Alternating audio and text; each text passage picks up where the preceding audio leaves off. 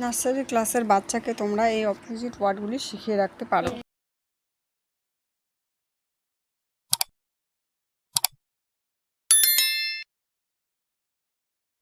Class nursery বাচ্চাকে কিন্তু opposite ওয়ার্ডও শেখাতে হবে, ঠিক আছে? যেমন ব্যাডের অপোজিট কি, তারপরে স্মলের অপোজিট, ডাউনের অপোজিট, নিয়ারের অপোজিট, ফ্যাটের অপোজিট, স্টপ, কোল্ড, আরো অনেক কিছু আছে, যেমন কুল, এমপিটি, রান, স্টপ, ঠিক আছে?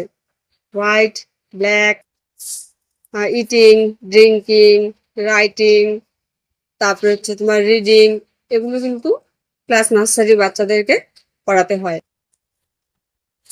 এখানে যেমন দেখো, ব্যাডের অপোজিট লিখতে হবে, ডাউনের অপোজিট লিখতে হবে, সেরকম স্মলের অপোজিট লিখতে হবে, নিয়ারের অপোজিট লিখতে হবে।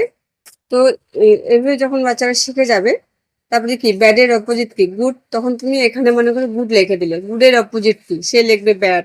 মানে দুটোই যাতে শিখে, গুডের অপোজিট ব্যাড, ব্যাডের অপোজিট গুড, এইভাবে যাতে বাচ্চারা শেখে, ঠিক আছে? আমি সেটা দেখিয়ে দিচ্ছি। দেখো, এই যে আমি এগুলো যে করিয়েছি, এগুলোর যে অ্যান্সারটা হবে সেগুলোই কিন্তু আমি যে এখানে দিয়েছি। যেমন এখানে দেখো, ব্যাড, বিএডি, ব্যাড, ব্যাডের অপোজিট কি, গুড, এই যে গুড, আমি এখানে গুড লিখে দিয়েছি, বাচ্চা এখানে ব্যাড লিখবে। এখানে দেখো ডাউন আছে, এখানে বাচ্চা আপ লিখবে, তাহলে আমি এখানে আপ লিখে দিয়েছি, এখানে কিন্তু ডাউন লিখতে হবে। তাহলে কি হচ্ছে, তারা দুটোই একবারে লেখাটা শিখে যাচ্ছে,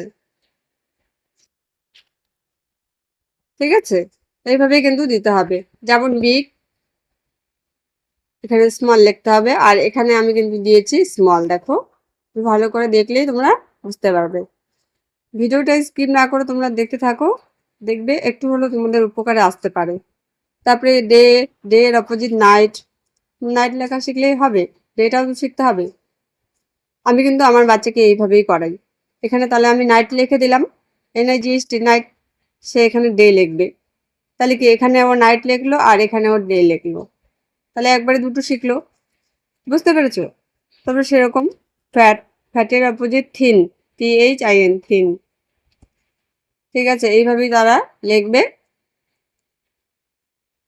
তারপরে মনে করো যে স্টপ, স্টপ, এখানে ও রান লিখবে, তাই তো? তাহলে এখানে আমি রান লিখে দিয়েছি, আর এখানে কিন্তু বাচ্চাকে স্টপ লিখতে হবে, কারণ ও আগে এখানে রান লিখলো, তাহলে এখানে কিন্তু ওকে স্টপ লিখতে হবে। এইভাবে করলে শিখবেও তাড়াতাড়ি, দুটোই একবারে লেখা শিখে গেল। বানানটা তো, উচ্চারণটা তো শিখতে হবে, বানানটা তো শিখতে হবে, তাই না?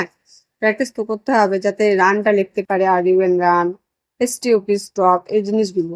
সেই জন্যই দুটোই এদিক সেদিক করে বাচ্চাদেরকে প্র্যাকটিস করাতে হবে।